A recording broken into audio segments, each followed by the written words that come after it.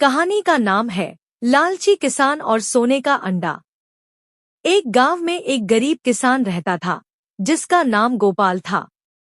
गोपाल बहुत मेहनती था, लेकिन उसकी सारी मेहनत के बाद भी वह बहुत मुश्किल से अपना गुजारा कर पाता था।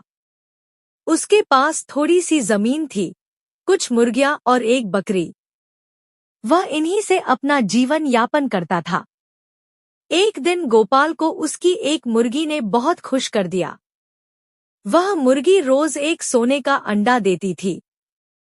गोपाल को पहले तो अपनी आंखों पर विश्वास नहीं हुआ, लेकिन जब उसने अंडे को बाजार में बेचा और ढेर सारे पैसे कमाए, तो उसे यकीन हो गया कि उसकी मुर्गी कोई साधारण मुर्गी नहीं है।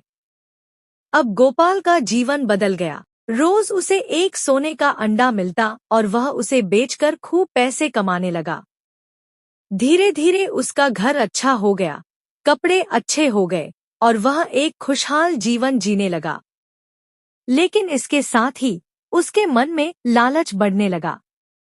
एक दिन गोपाल ने सोचा, अगर मेरी मुर्गी हर दिन एक सोने का अंडा दे सकती है, तो उसके पेट में न जाने कितने सोने के अंडे होंगे।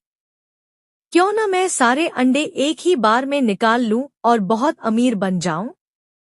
लालच में अंधे गोपाल ने तुरंत उस मुर्गी को काटने का फैसला किया।